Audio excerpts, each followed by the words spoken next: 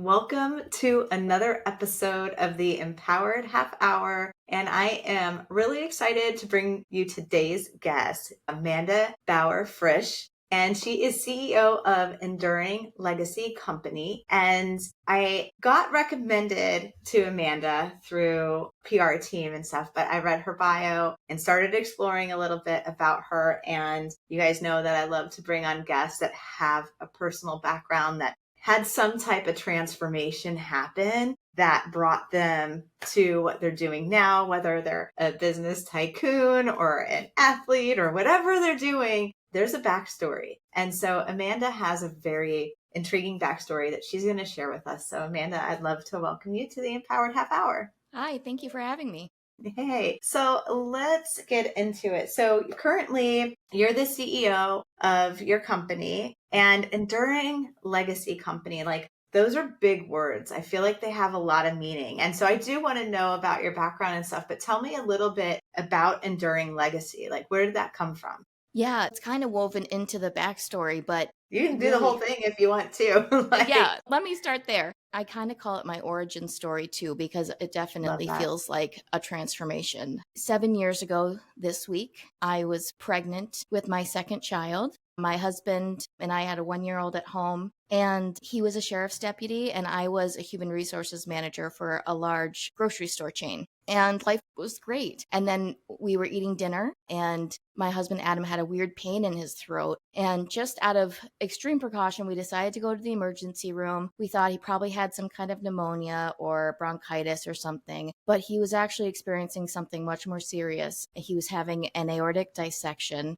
Basically, his aortic valve was tearing, and he passed away about 2 hours after we got to the hospital. And obviously being pregnant, and that was so devastating. And putting the pieces of my life back together over the next couple of weeks and months after that was really difficult. And I thankfully had a lot of support from my family and from my employer and his employer. And I did slowly put the pieces of my life back together to the point that I started dating again about a year after he passed. I ended up meeting my husband now, Dan, and we got married, and he adopted my older 2 sons, and then we had a third together. Mm-hmm. And at the beginning of the pandemic, I was a stay-at-home mom by choice, but I don't have those skills to be a stay-at-home mom. I love my kids to death, but it wasn't my calling, I realized. So I started making these wood banks in our garage, and the banks have 3 compartments for give, save, spend. And I engraved my son's name on top, and I made them because my late husband, Adam, was so passionate about financial literacy. And I felt like if there's one thing I'm going to teach these kids about their late father, it's going to be that principle that he really felt like was very important. And after I made a few for my family, my husband encouraged me to put them on Etsy, and they blew up. And it really was a labor of love. Like I felt like it was a way of channeling my grief, making all of those banks by hand in the beginning. And they just became so much more popular than I could have ever. When we first started an Etsy page, I was hoping, maybe I'll get one sale. But it really grew from there, and building a business now and building a product line that honors my late husband. That's where those words Enduring Legacy came from. Those principles of financial literacy were so important to him, but they're important to a lot of families. So we're trying to honor everyone's family, and our banks now are customizable. So if someone wants a religious component on their bank, they can do that. Or if they want to have different wording, they can do that too. But so as our banks became more popular, we found a wood toy manufacturer that was able to do the woodworking for us. And we had this wood shop then that was used to being just dedicated to making these wood banks. And then we found another wood company in Wisconsin, and the husband and wife were ready to retire. And that company is called Navy Paddles. And we make beautiful awards and military recognition gifts. And we took over operation of that woodworking company last year, which was definitely not in the plan when we initially started, but we grew the business to a place that it made sense when the time came. Well, there's so much in the opening of what you've shared that I think we'll have a lot to talk about, and a lot that the listeners are going to relate to as well as me personally. So it's timing of these things is sometimes not so much coincidence, but a little bit more synchronicity. So this is my first podcast recording in several weeks, and that is because my brother unexpectedly at 43 passed away 3 weeks ago. It'll be 4 weeks on Wednesday. So thank you. And I, with my deepest condolences, I'm seeing what my sister-in-law is going through. She's raising their 4-year-old who just turned 5 this past weekend. And it's hard to have an unexpected passing of your husband while you're raising kids. Like my mom and dad have passed as well. So during the intro, I had mentioned that legacy is really big to me. And that's why I opened with the question, like, where does enduring legacy come from? Because I figured there was a meaningful story behind it. And, I think the first thing I want to say is I applaud your strength to keep going and turn the grief into something positive because, fast forward today, you're an owner of multiple businesses, you're remarried, he adopted your children. So there's been this beautiful unfolding to something that was really tragic. But also you took something very tragic and chose to lean into the legacy. So what I'd like to ask is, so many of us deal with grief, and it's not as commonly talked about because we acknowledge passings, but grief is not linear. It's not like 2 weeks later or 2 years later, it's over. And so I think I'd like to just start there. What would you say to a listener who still might be struggling with grief and wanting to do something positive with it, turn it into legacy? Like if you were to have them turn inward or whatever your feedback is, but what would you say to a listener that might be grieving right now?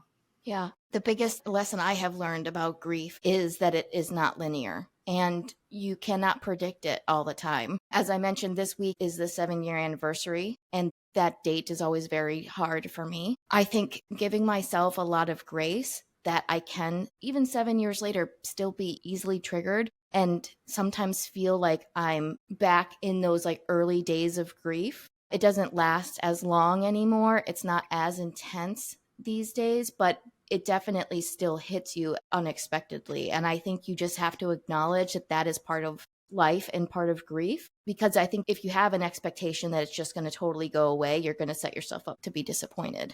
That's really good feedback. And also what I'm witnessing for myself as well. How did you turn that into positive? A legacy, I absolutely love even what you named your company. And I think that for me too, as I think about my brother, legacy is where I really want to go. He has 3 kids and me and his wife are still talking, like, how do we bring his legacy forward? And of course, we already have some ideas, but I think that helps us grieve more positively talking about the legacy. So also, if you don't mind sharing, what is your take on bringing the legacy as part of your healing journey? Yeah, I think when you can kind of remember a few, as much as you can, obviously, but those couple of special things that made the person you're grieving extra special to you, that can keep their memory alive. And those are the things that you're going to want to share with his children, or, the things I want to share about my late husband with my boys. And so I think that's a really positive way, like you said, to grieve and to remember those couple special things that made them unique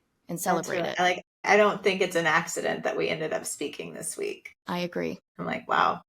So you've taken this situation again that was unexpected, and sudden passing is definitely very hard to deal with. And you've turned it into this really positive thing, not only for your children, but then also other people have taken onto it. You're producing a product that people love. You've turned into multiple companies. What would you say? I think we probably have covered, some challenges you've had to overcome, but is there anything specific, like another challenge or aspect of this that you'd like to share with the listeners? Oh, well, throughout this business building process, my new husband, Dan, and I, we also lost a significant amount of weight. We each lost about 125 pounds. Oh, wow. And one thing that we definitely learned through this process is once you're able to kind of get a hold of one area of your life and you got like this area figured out, your job, for instance, then if you try to figure out one more thing, it's more manageable. If you kind of figure it out bit by bit, and then it's like this snowball effect in your life that you're just kind of always leveling up. And we have found that to be true. It's like once we got a hold of our professional lives, and then we were able to manage our eating habits better. It was just bit by bit. It wasn't all at once. Yeah. I like that advice too, is the bit by bit, because, I'm big on empowering, helping people to empower their lives. And I often say you're the CEO of your life, but I like looking at life through those different lenses, profession and purpose, or health and wellness, and relationships. But I do feel that taking on everything at one time often doesn't lead to success. It's often when you can focus, like you said, on your career, you also learn your own internal formula of how you've overcome challenges, what worked, and then you can apply those lessons to the other categories. Did you find yourself like using what you learned in business and then applying that to the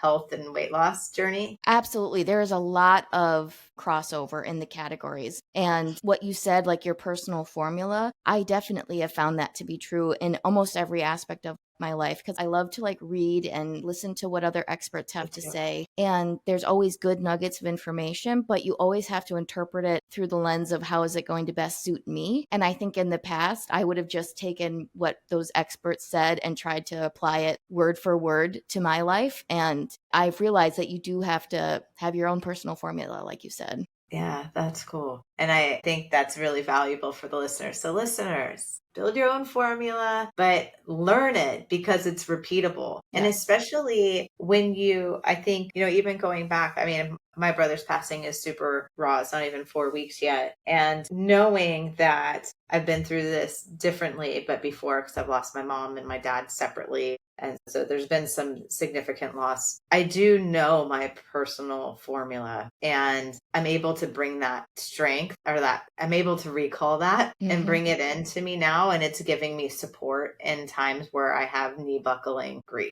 Absolutely. And so, not that this whole episode needs to be about grief, but life is filled with trials and triumphs. And Yes. I love that you've kind of talked about this. There's two themes in our conversation so far that I really enjoy. And that is one of like that personal formula, finding out how you level up in categories, or not even leveling up, but how you grow and experience things. And then once you have that as a strength, reapplying it to other areas of your life. And then also this theme of legacy and turning something that is painful into something that's purposeful. Now that you're coming up on the 7-year anniversary of this tragic event, and you have turned it into a positive purpose, like, how do you feel now? It's definitely still hard. I look back still sometimes and can't believe myself how far I have come since my late husband died. And some days it feels like it's only been 7 years, and sometimes it feels like it's only been 7 years. Like, are you kidding me? Yeah. So it's still difficult, but we don't talk enough about how every human is going to be impacted by grief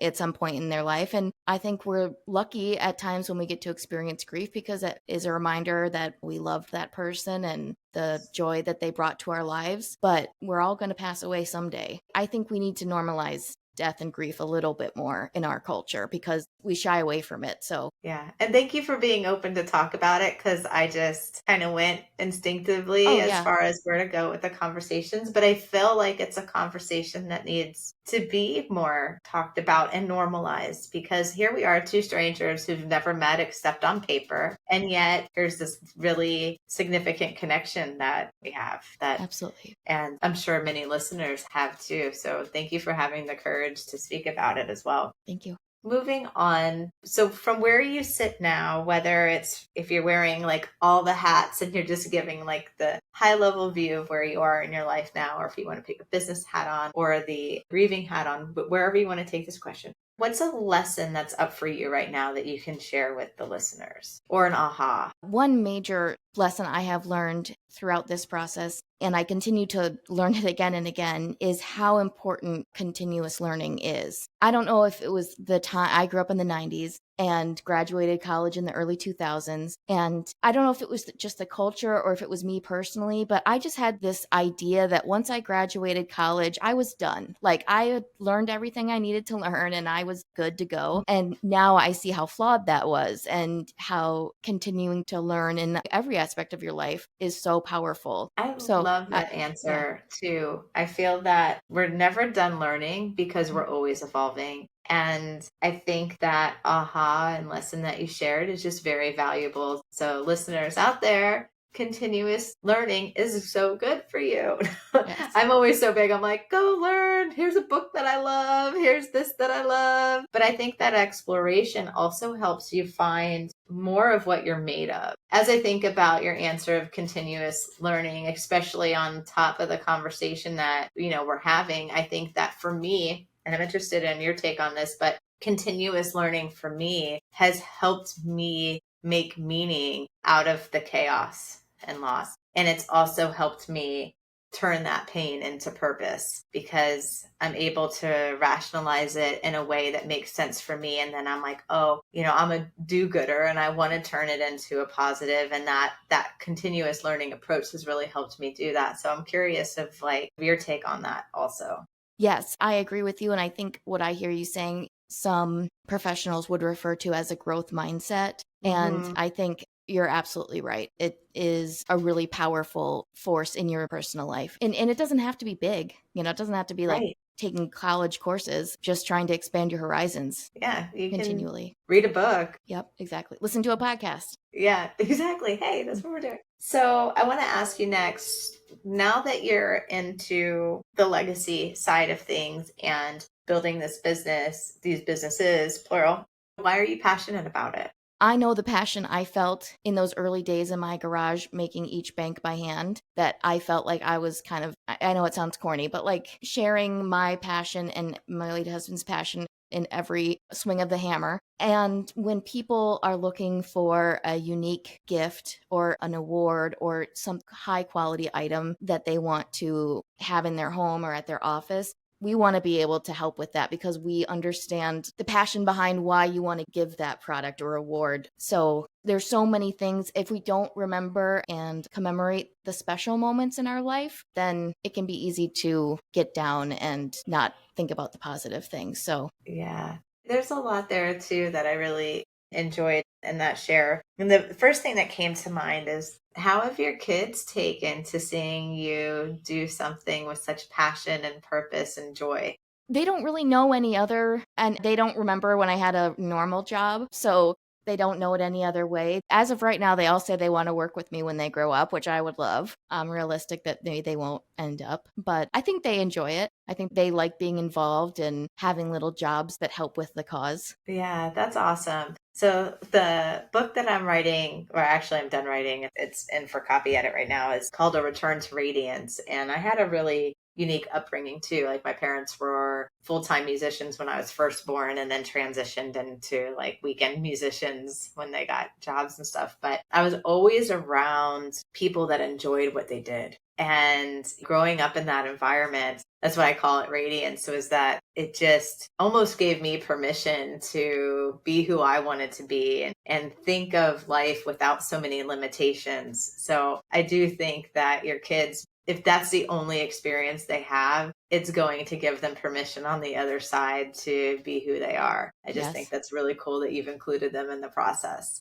I will say life is too short to have a job you don't like. And I Amen, sister. Yes, I understand there's a lot of things that go into why people stay in jobs, but it's time for a new job if you don't like your current one.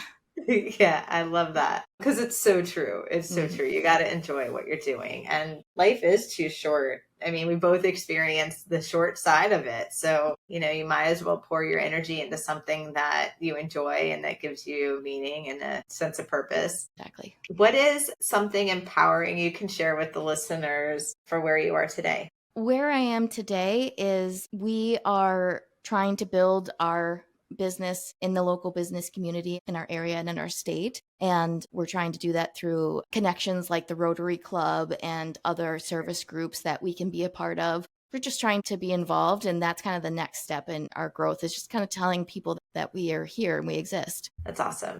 And do you still take orders on Etsy? We do still take orders on Etsy for our banks, and we have some other websites for our other companies. EnduringLegacyCo.com is the page where you can see all of our brands and websites, but you can find us on Etsy as well. That's awesome. Well, we'll share it. We have the Enduring Legacy Co. website, so we'll share that in the show notes. as we close out, 30 minutes goes by so fast on these things. I'm looking down. I'm like, oh my gosh, we're already like winding up. Yes. I'm sad. What's, being the nature of our conversation. So we started in grief and then we're kind of ending in a much more positive space of what you've turned everything around and turned it into. What's something positive, like a positive message you can end the podcast with for the listeners? Okay, I read a quote recently and I'll share it, and I don't know who said it, but being an entrepreneur, and any of your listeners who are maybe interested in doing their own thing or putting themselves out there in any way, it can feel really scary. And there's a lot of fear associated with the whole process. But the quote that I read was, courage is not the absence of fear, but the judgment that something else is more important. And I have felt that a lot in my journey, because there have definitely been a lot of times when I've been afraid, or and maybe afraid isn't the right word, but anxiety, and you're just not sure what the right next move is going to be. But I have this driving force in my gut of something bigger that kind of keeps me going. And I really like that quote. Yeah, no, that's awesome. And I love that you ended it by saying you have like this driving force in your gut. Like I feel that too. Like sometimes it's just on and I know I need to follow it and it's scary because I don't always know where it's going to go. But typically it just opens up a door that's so much better than where I am. Absolutely. Today. So I love that you ended it there. Amanda, like just from the bottom of my heart, thank you for being on the show. I'm like kind of tearing up right now because I didn't know that's where we were going to go. And obviously it's very tender space for me, but it takes a lot of vulnerability. And like you said, it's not talked about enough. So I just really appreciate you holding that space that we could get in and talk about grief, especially with your 7-year anniversary coming up. And my brother's will be on Wednesday, will be his 4 weeks. And I think this episode's really going to help a lot of people. So thank you for being a guest on the Empowered Half Hour and doing all the wonderful things that you're doing and contributions into the world. Well, thank you so much for having me, and be kind to yourself as you go forward the next few weeks. Yeah, thanks.